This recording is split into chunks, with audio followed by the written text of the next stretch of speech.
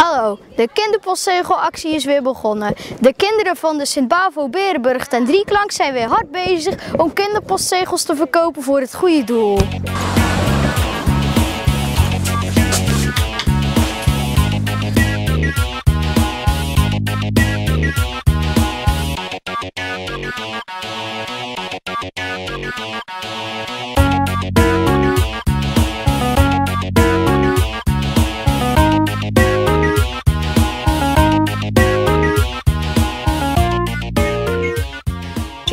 Wat vind je ervan dat er een postzegelactie is? Nou, ik vind het zelf heel goed.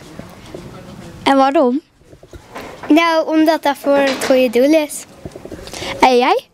Nou, ik vind het ook heel goed dat het voor kinderen van arme landen is.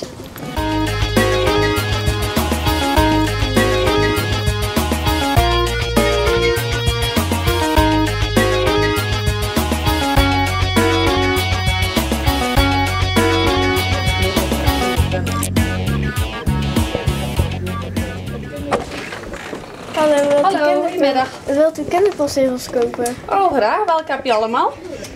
U kunt hieruit kiezen. Kaartjes en postzegels. Ja. Dit is vliegend. Ik heb ook een pen. Als ik die kan vinden.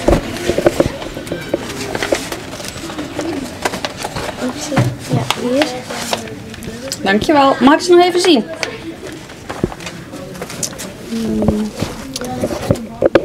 Kaarten en zet kinderpostzegels. Ik ga hem voor je invullen.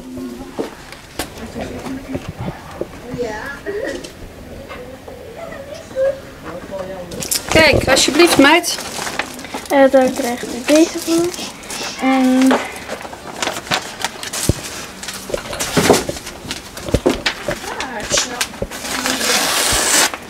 deze. En dan binnen 6 november en 15 november dan kom ik het brengen. Super, dankjewel. Veel succes verder. Doei. Wat vindt u van de kinderpostzegelactie? Ik vind het een goede actie dat die gedaan wordt door de kinderen in Nederland voor kinderen in Nederland. Doet u er zelf ook aan mee?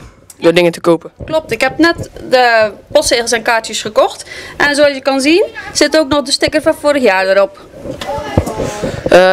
Weet u waar de opbrengst dit jaar naartoe gaat? Nee, ik weet niet welk doel het dit jaar specifiek is. Maar ik weet wel dat het een goed doel is voor kinderen. Vindt u dat goed, dat het nu voor kinderen is? Ja, zeker weten. Kinderen zijn toch heel belangrijk. Dit was het dan weer. Bedankt voor het kijken naar Kikker TV. Doei!